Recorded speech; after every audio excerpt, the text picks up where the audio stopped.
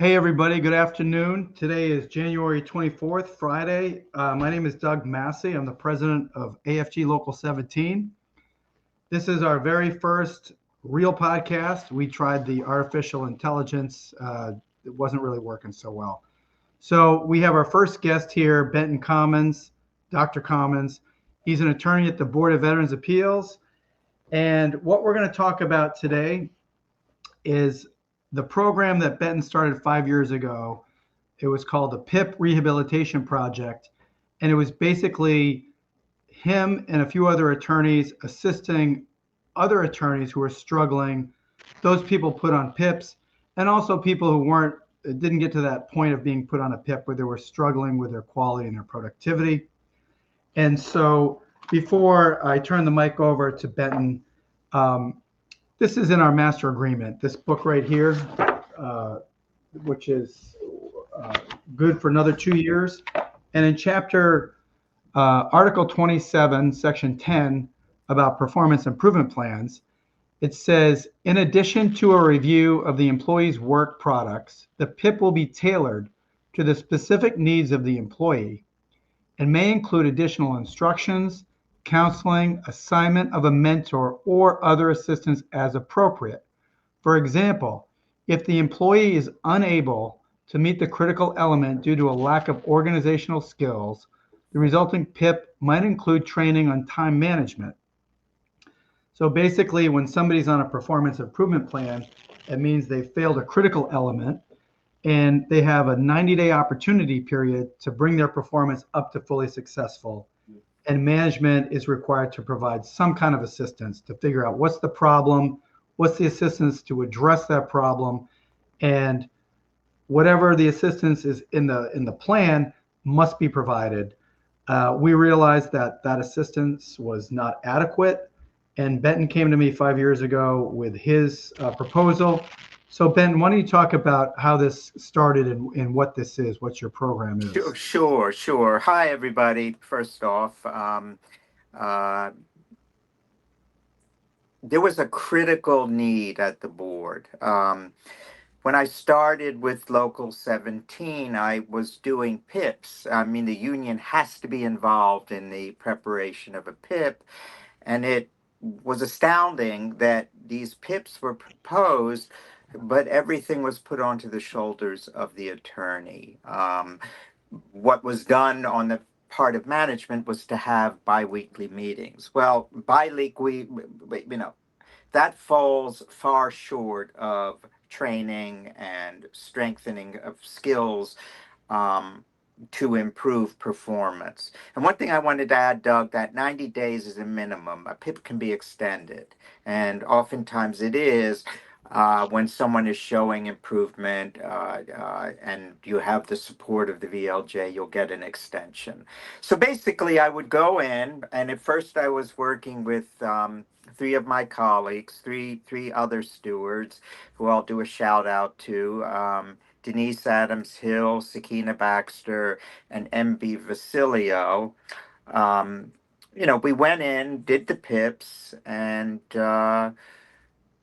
kind of wondered what happens now. We just kind of sink or swim, and we just started working with the people. And I quickly ascertained. Doug didn't mention it, but I've taught for many years in many different contexts, so I'm pretty adept at identifying the ways in which people learn and respond in terms of learning. And as you can see, I'm moving my hands. That's a kinesthetic learner. They're verbal learners. They're visual learners. Whatever it is, people learn in different ways. And at the board, we get PowerPoints. Regrettably, PowerPoints don't hit everybody where they need to be. They go right over people's heads. They can bore people, or they just are not comprehensible. So I decided to work with people, and I worked with my peers and showing them some of the techniques I used. Uh, and people responded. They responded very well. And not only did the attorneys respond, the VLJs responded. Because most VLJs want their attorneys to succeed. They don't want PIPs. They don't want problems. But oftentimes they're at a loss as to how to facilitate success. I mean, sending someone to look at a PowerPoint doesn't always fill the skills gap that is presented. A PowerPoint is not going to help you organize your workflow. Um, so, in any case, we started um, initially with a few people. Then I did it myself. I worked also, and I'd like to really compliment two people who've been exceptionally helpful. That would be my friend and VLJ, John Hager, and also an attorney, a senior counsel at the board who has really very generously volunteered his own time to work with certain people with me, and just has been an invaluable asset. And for those of you who don't know Mike Osborne, he's a super person and is a giver.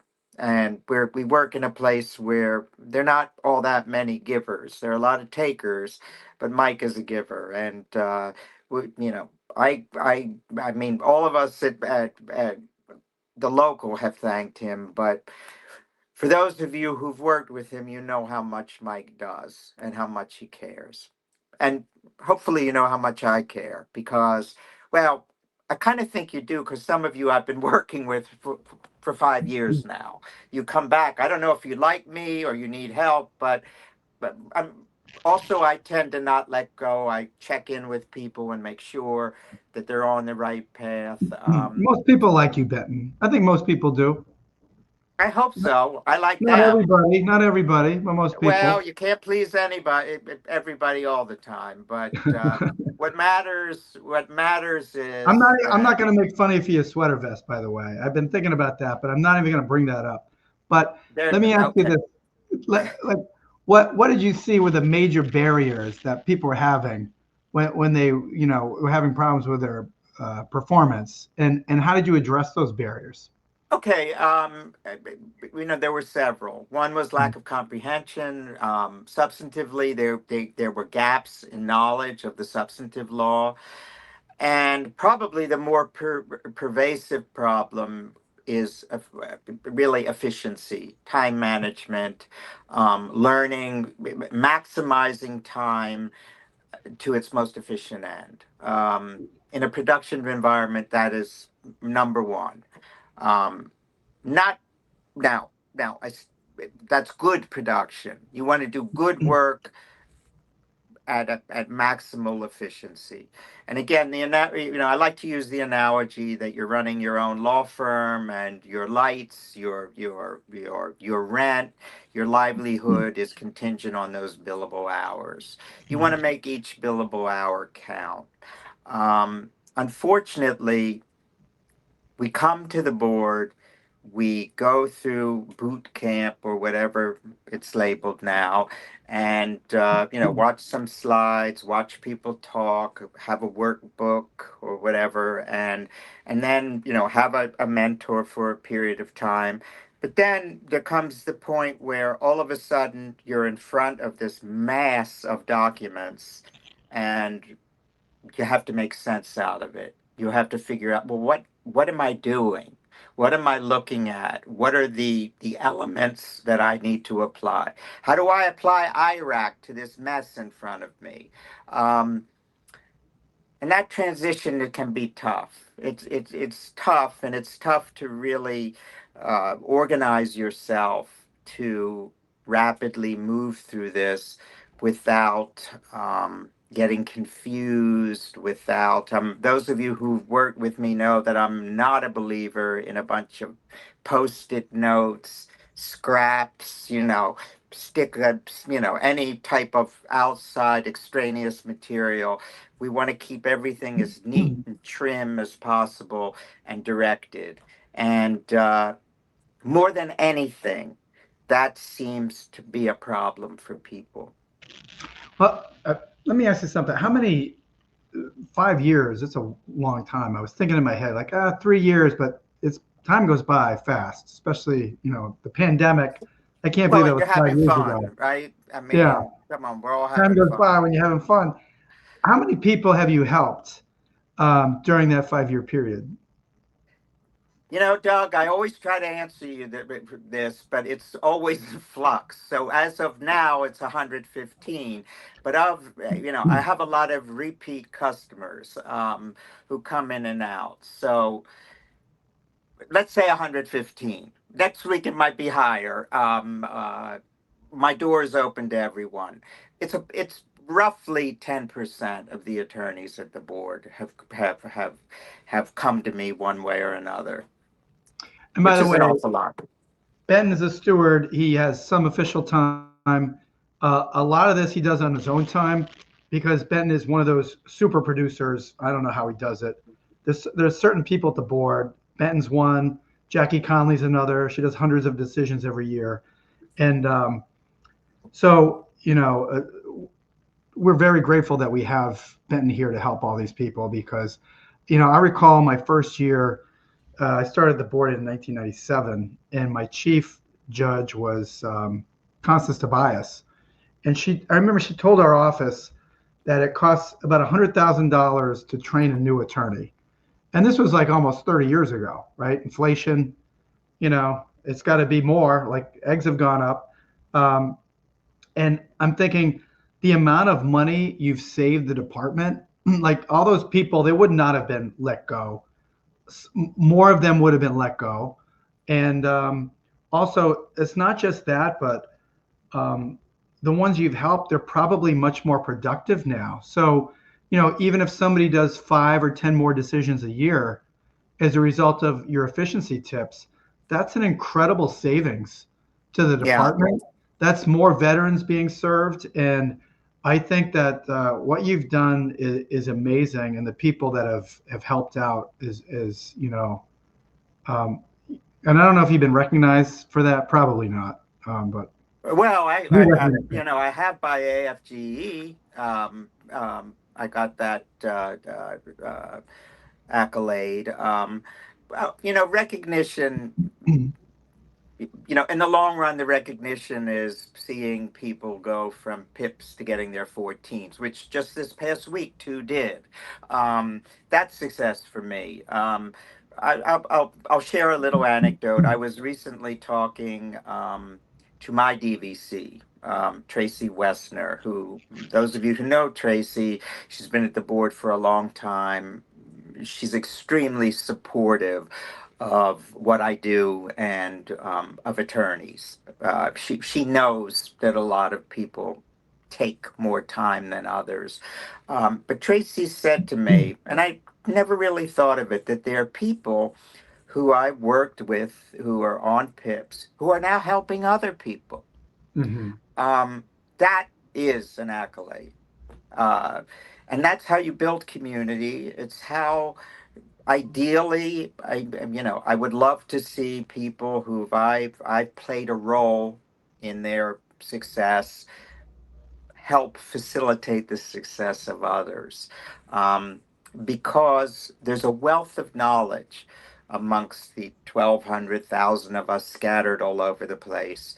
And the trick is just to open doors and share and realize that we are a community.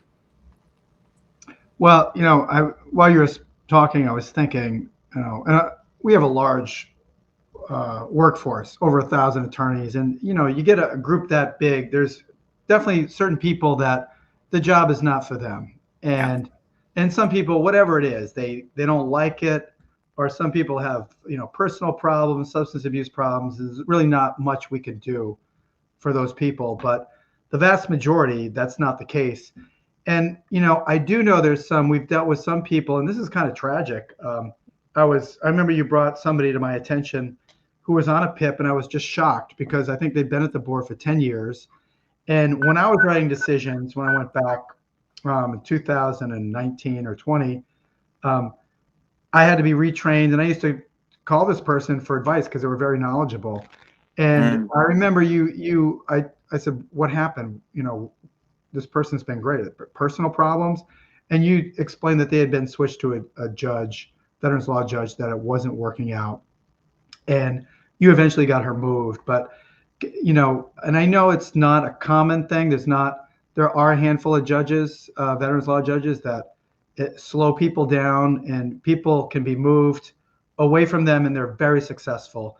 And can you talk a little bit about that phenomenon? Sure. There's some people, let's be honest, it's oil and water. I mean, it would be great if we lived in a world where people saw eye to eye.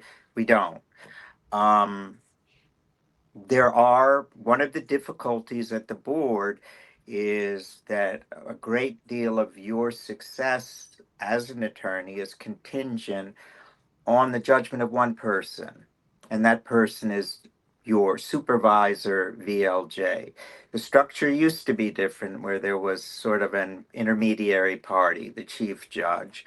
Um, Unfortunately, while the vast majority of our VLJs are kind, compassionate, emotionally intelligent people, like any place, there are people who are not. Um, and unfortunately, someone's livelihood rides on that. It's almost tragic. Uh, we're not here to bash people. I mean, we're not mentioning names or calling people out, but they're just our problems. And how do you deal with the problem? It's tough. I mean, Yeah, and I also was thinking too, when you mentioned there used to be an intermediary position. You know, when I started for years, the VLJs were not supervisors. We had mm, chief judges. They would do the performance reviews, approve leave, things like that. And they were a great resource to go to. I remember if there was a judge that was having treating people poorly, you could go to the VLJ, the chief veterans law judge, talk to them, and they would intervene. And they were very good about moving people when that needed to be done. And I just think, yeah, there's some judges that are mean to people. They're not nice for whatever reason. But I think for a lot of people, there's a tremendous amount of stress on these mm. veteran law judges to get this work out. And I don't know, it's got to be very daunting to have 8 different people, different writing styles, and your name goes on that if you're a veterans law judge. And I hope that when we get a new chairman, if we do get a new chairman, a lot of times we don't for years, we'll have an acting, that they take a look at the organizational architecture and and go back to that or some other system, because it doesn't seem to be working. Um, but as far as getting attorneys moved, I know you've advocated. How successful has that been? Well, I think the magic there is persistence. It's tough. Some people are more amenable. Some people who have the power to decide are more amenable to changes, whereas some you need to reach almost catastrophic situations before they will move someone. Um, there are problems. I mean, I fully understand. You move Joe, and Betty has to move. So, there's a lot Oh, involved to moving. I Um, remember this was maybe 8 years ago. A woman came into our local office and said, "I'm having a problem with my judge." Um, And I said, okay. And she told me who her chief was. And I went to go talk to this gentleman. And he moved her 3 days mm, later. And she was so happy she became a steward. She had since left. She works for EEOC. And 3 months later, I'm in the local office, and this guy comes in. He's got this sheepish look. He looks kind of nervous, young guy. He's like, hey, I'm having problems with my judge. I was transferred to this new judge 2-3 months ago, and it was that person. And at first, I tried not to laugh, but I'm sorry. I'm partly to blame because I got this other person moved, and this person is still a problem. And I'm wondering, why yeah. aren't they like that? Is Well, something where no matter what, I mean somebody like that should be decertified and go back to writing decisions. But well, Doug, I do want to say something on that. That the people who seem to have problems have problems. The Mhm. people who don't have problems never have problems. Many people have had PIPs with their attorneys, and I can tell you, these VLJs tirelessly worked with me. They tirelessly sought to help their attorneys get ahead. I mean, I had one I'll never forget. We were playing with percentage points and calculating this, calculating that. He was compelled to put someone on a PIP, a long-term employee. And I mean, short of doing the work, this VLJ did whatever he could. I just want to really state that the vast majority of people, and that includes the newer outside people who came in, they really do want to work with attorneys. They want people to be successful. Regrettably, as is always the case in life, the outliers seem to take up all the oxygen. And unfortunately, we spend a lot of time dealing with the same people and the same problems. Uh, Well, and we one, do. yeah. Sometimes we, for this job, I tend to live in a bubble, and I see a certain aspects.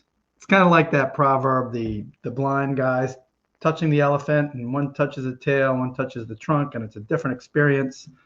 And so we do, like, people are coming to us with complaints. We don't get a lot of, hey, just want to let you know everything's going great. But actually, we do see the good side, and you in particular, because you see people get moved, you see judges have tremendous success with people.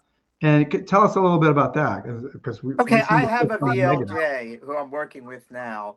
For the past 2 years, we meet weekly with an attorney. He's fully successful. He's a 14, but we want to make sure that every kink, and it's just generous. I mean, it's a week, an hour, sometimes it goes to 2 hours. Um, I mentor someone in our group, in my VLJ's group. We spend a couple hours a week with him. I could tell you there are just countless people who want to give.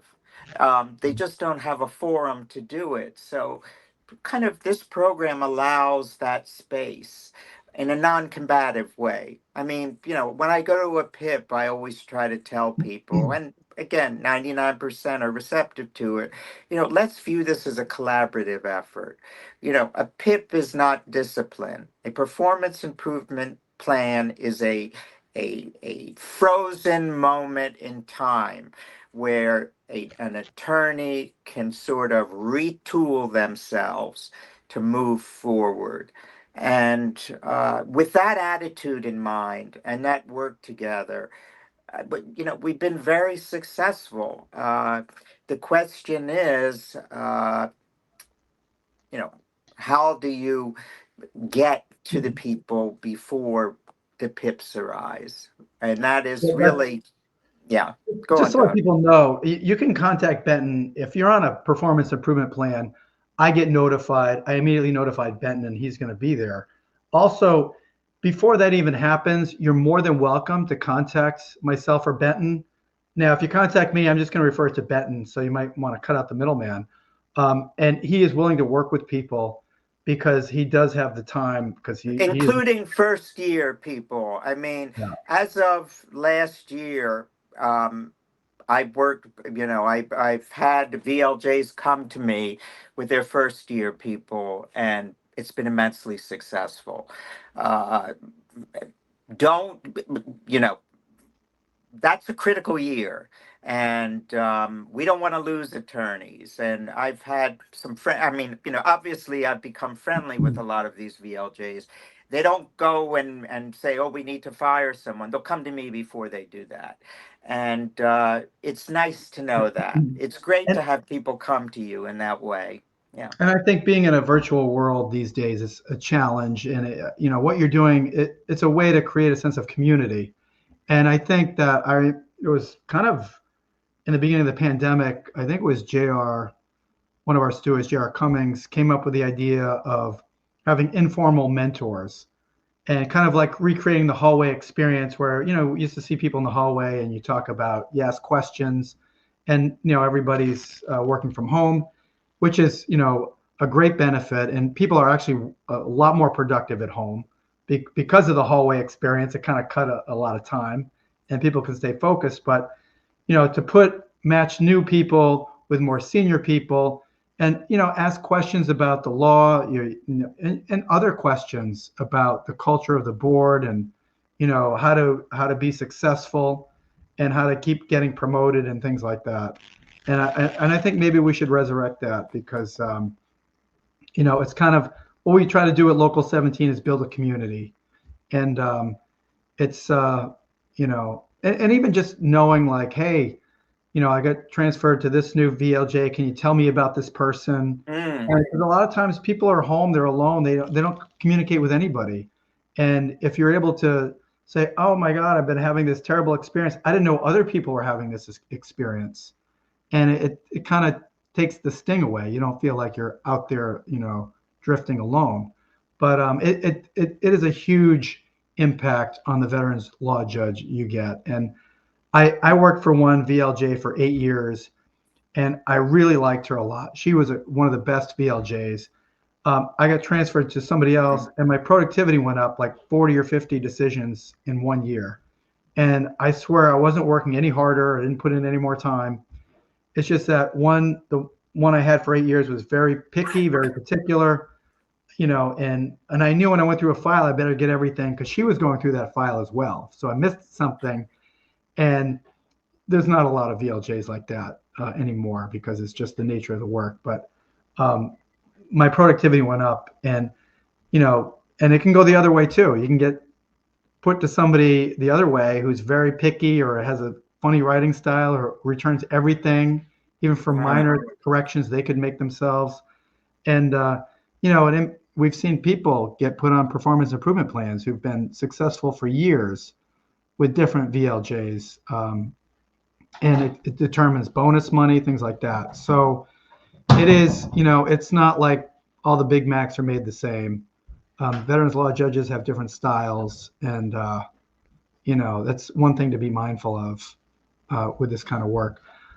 Anyways, I wanted to keep this under 30 minutes, and before we leave, I want to not remind people, let people know we're going to be doing a town hall either next Tuesday evening or Wednesday evening, the 28th or the 29th. And we're going to do that at 7 o'clock. And we're going to talk about some of these executive orders, particularly telework and what that means, and the natural and probable consequence of the executive order on different groups. So if you're a dues paying member, you'll get the invitation. It's going to be Zoom. We request that you use your non-government computer, and we look forward to seeing a lot of you there. And so, Ben, I want to say thank you very much for being with us today to explain your program, and thank you so much on behalf of Local 17 and the department for helping so many people and saving, I don't know how much taxpayer money you've saved with this program, and it's been a true blessing to have you with us and to able to do what you're able to do. So thank you very much. Thank you, Doug, for letting me do it. And again, please contact me if you are in need. Don't let things get too far before you reach out. Yes, and his name is he's the only Benton Komins. Is Benton BENTON.Komins KOMINS @VA.gov. So thanks everybody, and we look forward to seeing you either next Tuesday or Wednesday night. Take care. Bye. Bye-bye.